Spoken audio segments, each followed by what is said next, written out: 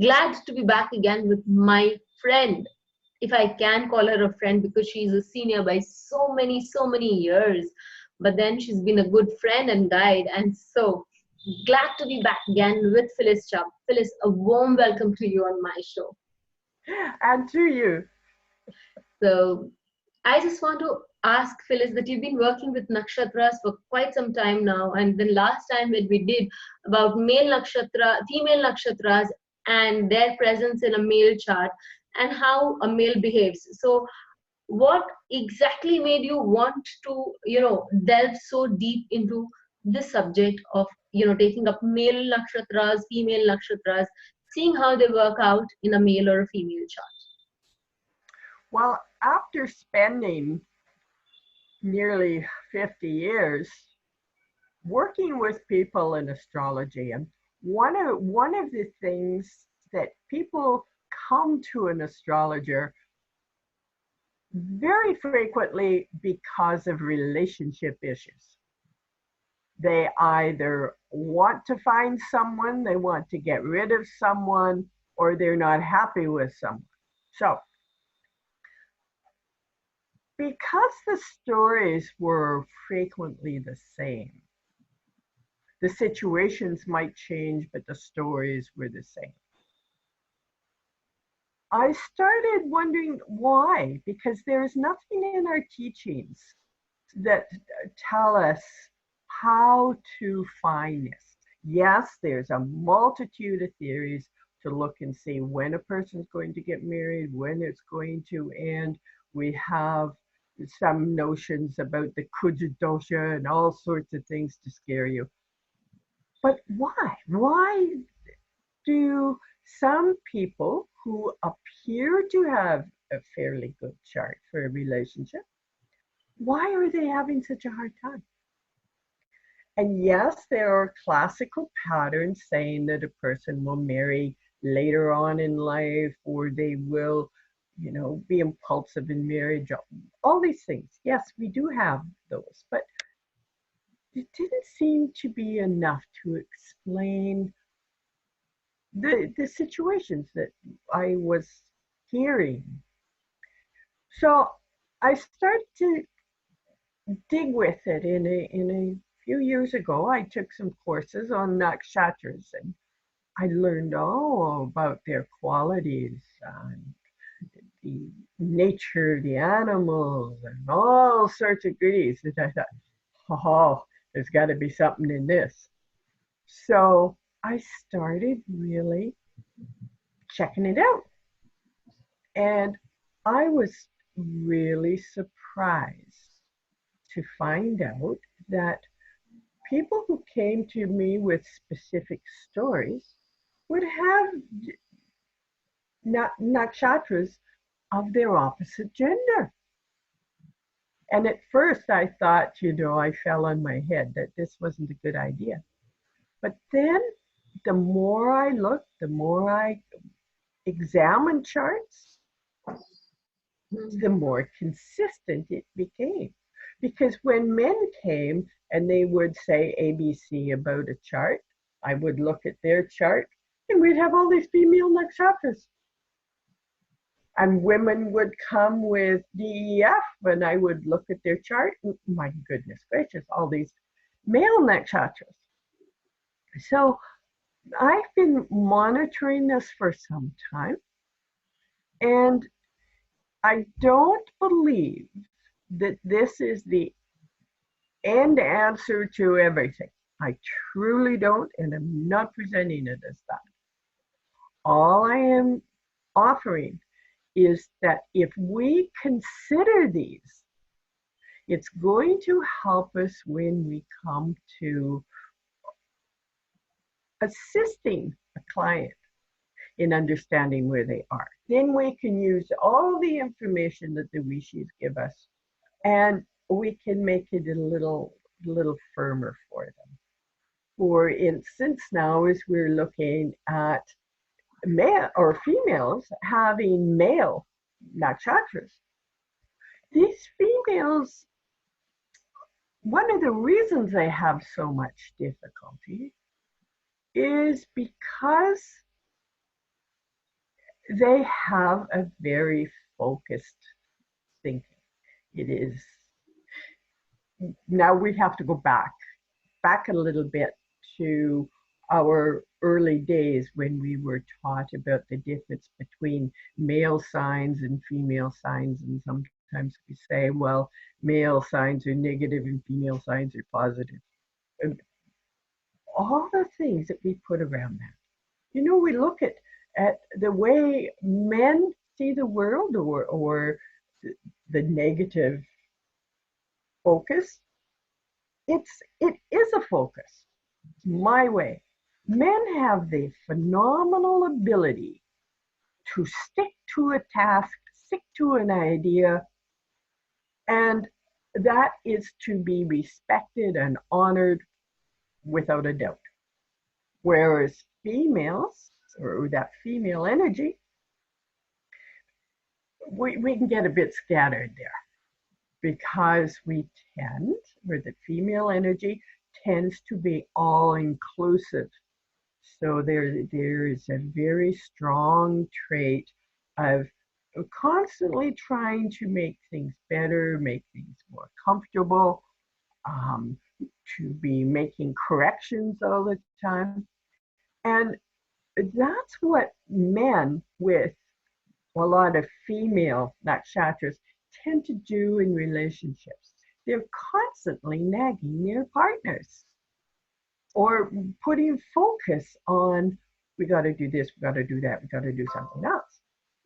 Then with females, a man is expecting the female to be a little more inclusive. When a female has a lot of male nakshatras, my way or the highway, well, that doesn't fit. Now, if we go back and look at some of the factors in chart comparison that is from the rishi, so we can accept that. When they're comparing the nakshatras, they say for a couple to have 2 male nakshatras, each partner, that's not good. Well, 2 female, that's okay. Ideally, you're going to have 1 of each.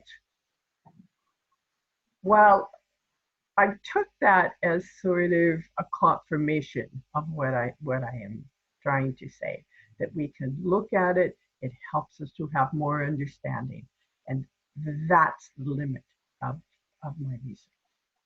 Does that make sense? I sincerely hope. And we're going to see in these examples. Yeah, it makes a lot of sense. It makes a lot of sense that there needs to be a little bit of compromise in the relationship, and is generally, whether it's the eastern part of the world or the western part of the world, in my experience, it's always been that it's the lady with absolute no what should I say? That's a genuine experience that I've had.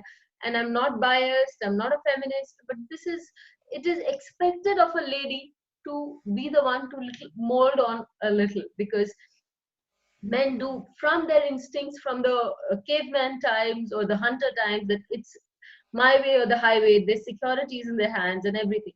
So when a lady is a little too strong, a little too domineering, as the male nakshatras would definitely show, so the relationship in that case becomes a challenge, because it's 2 lions fighting in the same jungle. You can't have 2 of them in the same war path. Well, you know, I am a feminist. I do tend to be biased.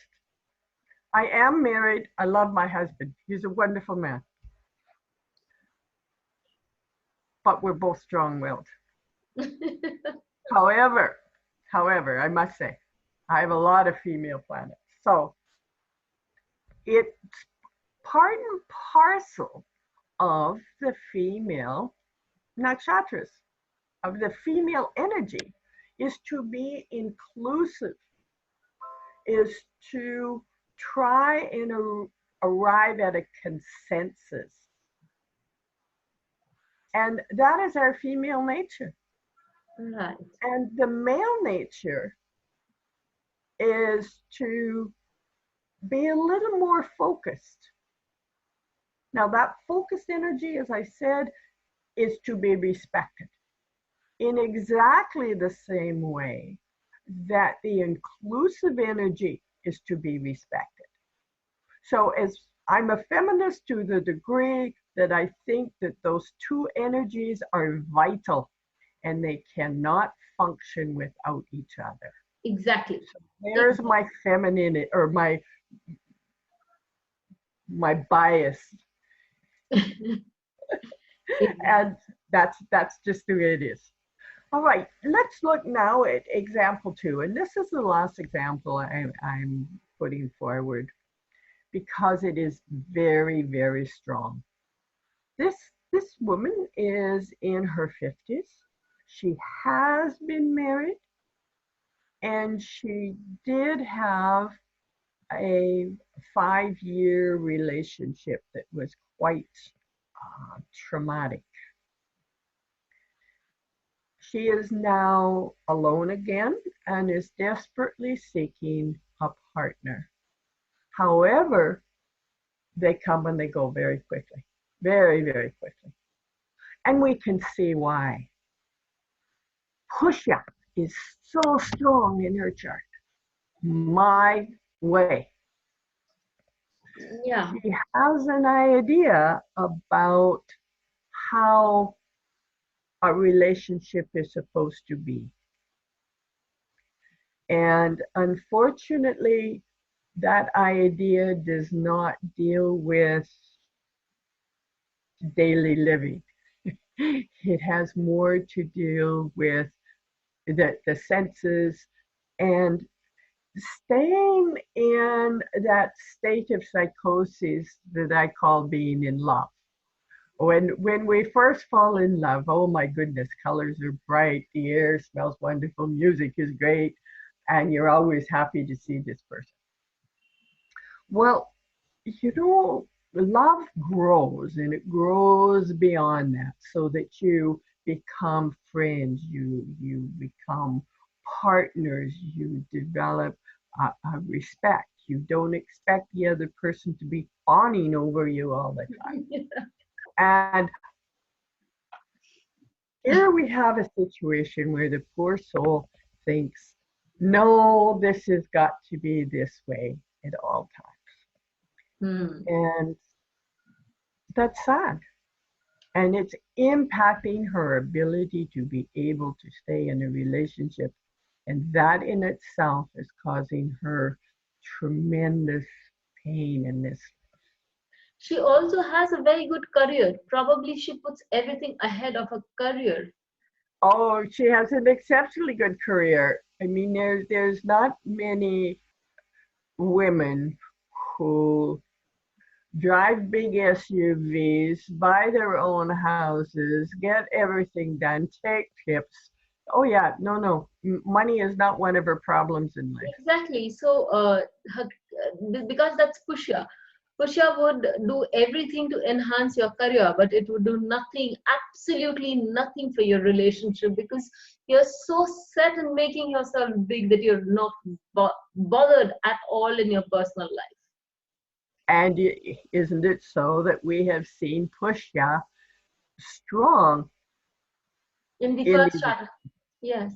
Yeah. In the chart of Maria Montessori. So now you've seen some examples of this, and I'll say again, this is not to be carved in stone. There are other factors that also affect the degree of influence. One of the things is when we look at the nature of the nakshatras. There are some nakshatras that are terrible, they're fierce, they're this and that. Well, then it makes it worse.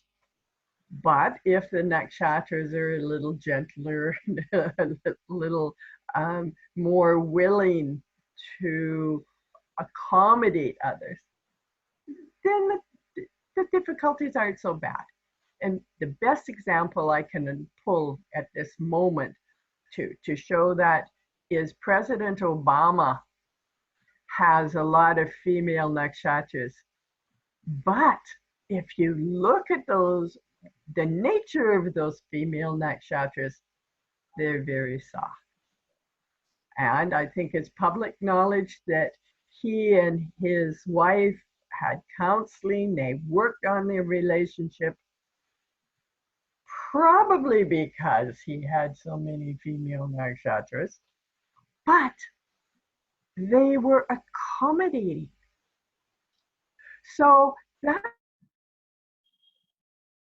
the next step. And I hesitate to put too much energy into this. It's just another little thing to pay attention to. So there we have it. I suggest that checking the nakshatras in males and females gives you another understanding, another way or another tool that you have to support the people who come to us. And generally people come to us when they're in pain. So we need to be able to support them positively. On this note, I'd like to ask you one small question, Phyllis. What would you say to such a person whom you can see that there's so many male nakshatras, like the lady who came to you with, the 6 male nakshatras and 3, so ascendant, Jupiter and Venus sitting right there in the Pushya nakshatra, so very strong. So how would you counsel such a person? Well, what I have done there is been a little blunt, to be the truth, and told her you can't always have your own way. She can be very sensitive if other people speak to her harshly, but she speaks very harshly to others, let me tell you. And I have encouraged her to use her breath so that she checks what she's going to say first. That's in great. her mind, to take more time to speak, because she recognizes the power of her tongue, and also that she wants things her own way. So there's a couple of things for her to breathe so that she tries to stay centered, for her to exercise her and hear what she's going to say before she says it, and to listen to other people, to consider what they're saying. And this has been a very hard task for her, to consider another point of view. Because she's been at the top all the time of her career. Precisely. How much success am I having? Well, on one hand, it has led her to look more at how she thinks and how important it is to achieving her goals. So that part is going really well. But unfortunately, it hasn't managed yet to flow over into relationships. A job well is half done. So I think we can always ask, there's always once, if she's gone ahead with it, that is a good thing, because that would mean that she will at one time, God willing, come to that stage with her relationships also. Well, we can hope. We can hope. And I think one of the major responsibilities that we have working like this is that we always encourage a person to have hope, to encourage that, yes, they can become conscious within themselves and monitor themselves, their own behavior, not somebody else's behavior. There is nothing outside of ourselves that is going to help us. We have to do it. And that is something that the male nakshatras really aren't interested in hearing about. Whether they like it or not, they will have to hear it, because change is the only constant thing in the world. With this, thank you so much, Phyllis, for teaching us about the male nakshatras and how they function, and what actually we can suggest to people as a remedial, because the mantras and everything else falls short when you do not want to bring about a change from within. And the change starts from within. It's our consciousness, our own consciousness and willingness to be responsible for our behavior, not somebody else's behavior. So there's many, many tools that we can use that have the potential of putting us in the position that the rishis speak about following our karma, which is actions. And it's our actions that make a difference in our lives. And if nothing else, Jyotish can do that for you. Now, whether or not you do it is another thing. We are given this human body to try. So do try. If you have a number of male or female nakshatras and you want to bring about a change in yourself, you do have a clue from where to begin. For this, thank you so much for this.